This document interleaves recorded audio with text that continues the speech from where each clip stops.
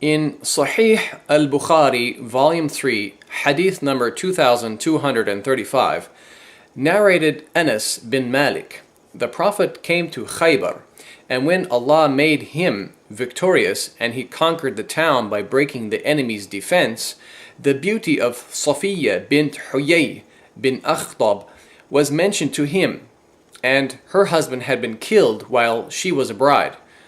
Allah's Messenger selected her for himself. عن أنس بن مالك قال: قدم النبي خيبر فلما فتح الله عليه الحصن ذكر له جمال صفية بنت حيي بن أخطب وقد قتل زوجها وكانت عروسا فاصطفاها رسول الله لنفسه.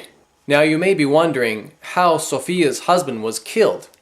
Well, as grotesque and as shocking as it will seem, Muhammad had her husband Kinana brutally tortured by using fire, and then he was beheaded. Muhammad married her shortly afterward.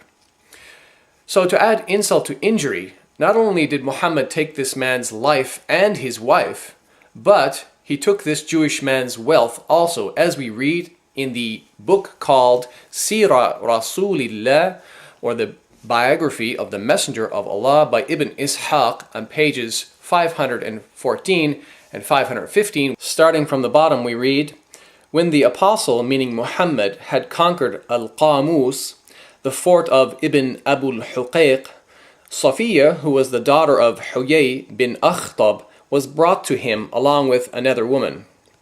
Bilal, who was bringing them, led them past the Jews who were slain, and when the woman who was with Safiya saw them, she shrieked and slapped her face and poured dust on her head. When the apostle, meaning Muhammad, saw her, he said, "Take this she-devil away from me." He gave orders that Safiya was to be put behind him and threw his mantle over her, so the Muslims knew that he had chosen her for himself. If you read just a few lines down, it says about Safiya, she was the wife of Kinana ibn al-Rabi' ibn Abu al-Huqayq. Now let's continue reading where it says the rest of the affair of Khaybar. Kinana ibn al-Rabi', who had the custody of the treasure of Banu an-Nadir, was brought to the apostle, who asked him about it. He denied that he knew where it was. A Jew came to the apostle and said that he had seen Kinana going around a certain ruin every morning early. When the apostle, meaning Muhammad, said to Kinana, "Do you know that if we find you have it, I shall kill you?" He said yes. The apostle gave orders that the ruin was to be excavated, and some of the treasure was found. When he asked him about the rest, he refused to produce it. So the apostle, meaning Muhammad, gave orders to, quote, torture him until you extract what he has. So he kindled a fire with flint and steel on his chest until he was nearly dead. Then the apostle, meaning Muhammad, delivered him to Muhammad bin Maslama, and he struck off his head in revenge for his brother Mahmud. You just saw on page 515 of the biography that Kinana was also known as Ibn Abi al-Huqayq. So by reading the following hadith, we can match some important details and verify that Muhammad indeed had Kinana killed. In Sunan Abi Dawood, Volume 3, Hadith number 3006, we read the following. About 3/4 down the page, we read, so Ibn Abi al-Huqayq was executed, and their women and children were taken captive. The Arabic says, فَقُتِلَ ابْنَ أَبِي الْحُقَيْقِ وَسُبِيَ نِسَاؤُهُمْ وَذَرَارِيُّهُمْ.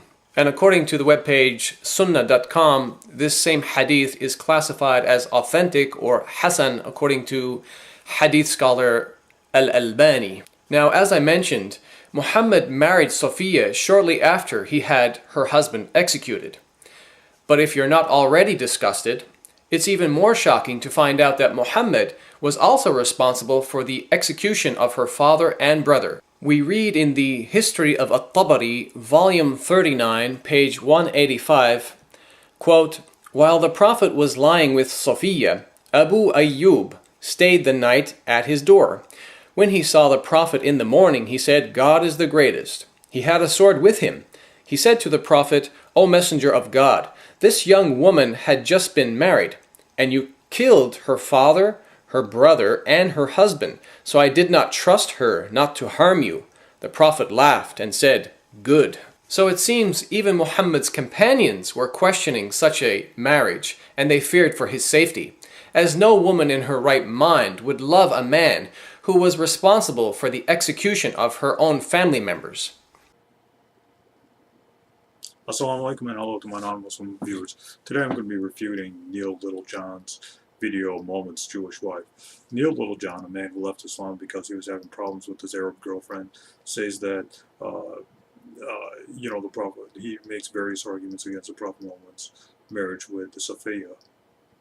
So I'm going to be trying to make this video as short as possible. Basically, he makes 3 points. One, that Safiya's husband, Kiana, was killed, and then, Prophet Muhammad tortured him for some money.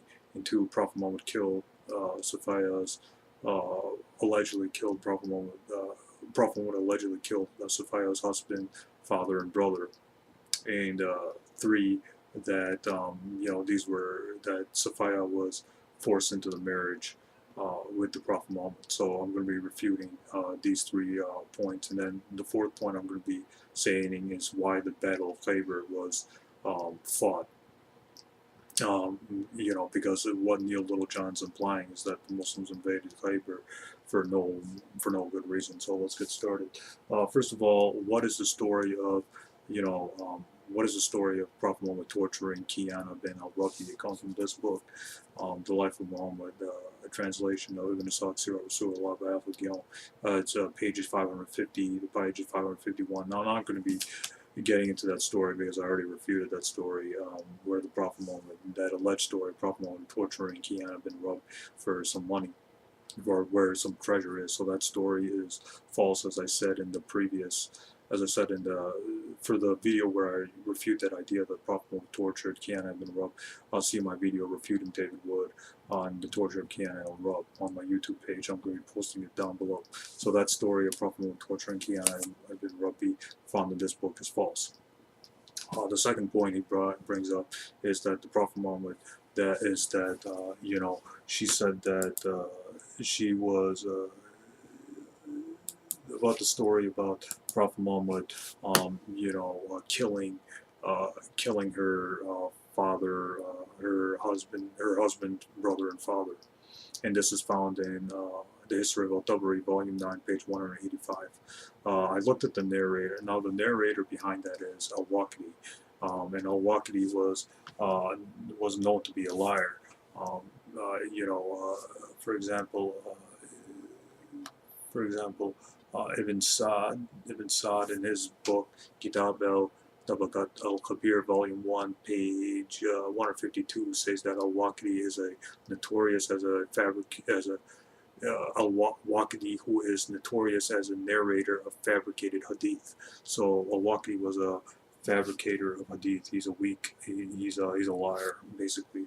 And Imam Ahmad ibn Hanbal called Al-Waqidi a liar. Al-Bukhari didn't write a single letter by Al-Waqidi. So basically Al-Waqidi was a liar. In that chain of transmission, it's Al-Waqidi, and Al-Waqidi was known to be a liar. So that story of Prophet Muhammad, or that saying of Prophet Muhammad killing Safiya's father, her husband, and her brother, found in the History of Al-Tabari, Volume 9, Volume 39, page 185, is false. It's a weak source. It's a false source. So that story can be tossed out. So then the question really arises, was Safiya willing to be married to the Prophet Muhammad? And the answer is yes. If you read Ibn Sa'd, Volume 8, page 123, the Prophet Muhammad gave her a choice. He said, if you choose Judaism, then I'll set you free and send you to your people. If you testify that if you convert to Islam, then I'll marry you to me. So Prophet Muhammad gave her a choice. He said, you can either go back to Judaism and go back to your people, or you can get married to me. You convert to Islam and marry me. So Safiya said, "O Allah's Messenger, indeed I have longed for Islam and testified for you even before you gave me this invitation when I came to you. I have no guardian among the Jews, neither father nor brother, and I prefer Islam over disbelief. Allah's messenger are dear to me than freedom and to return to my people. This is found in Ibn Sa'd, volume 8, page 123. So basically, Safiya was willing to be married to the Prophet Muhammad. So then the question really arises: did the Prophet Muhammad kill her husband, brother, and father? And the answer is no. The whole story behind the reason for the war of Khaybar, or the conquest of Khaybar, is found in. So basically, the Khaybar Jews were instigating violence against the Muslims, and the Muslims invaded Khaybar because the Khaybar Jews started the whole thing. They were instigating violence against Muslims, so Muslims went to Khaybar to stop their instigation of violence. The Khaybar Jews would go to Mecca and try to instigate the Meccans to fight the Muslims. And again, this is found in Ibn Hisham, volume 3, page 127, Ibn Kathir al-Sirah al-Nawawi, volume 1, page 181, and Ibn Asad, even though Ibn Asad's not reliable, it's a good historical, it gives good chronological order of things on page 450. So according to Ibn Hisham, volume 3, page 127, and Ibn Kathir al-Sirah al-Nawawi, volume 1, page 181, the reason why Muslims invaded Khaybar, or instigated war with Khaybar, is because the Khaybar Jews were instigating violence against the Muslims by going to Mecca and trying to provoke the Meccans to fight the Muslims. So it was to stop their instigation of war. So the Muslims didn't invade Khaybar they had a reason for invading Khaybar. So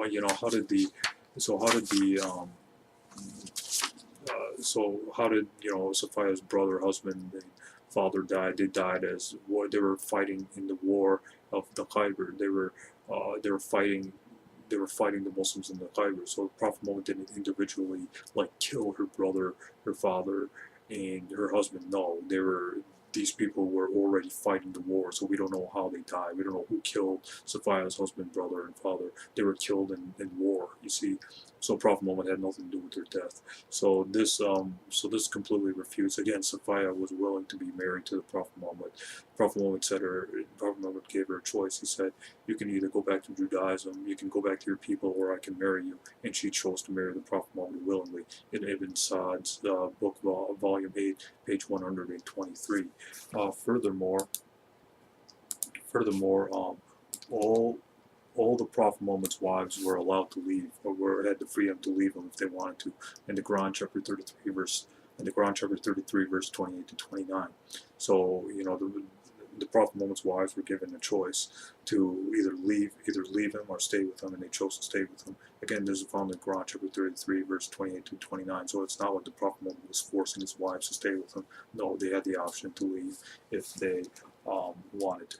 So that's all I wanted to say about this. This is already refuted, argument, but I just wanted to refute. I just wanted to, give my refutation to this specific topic.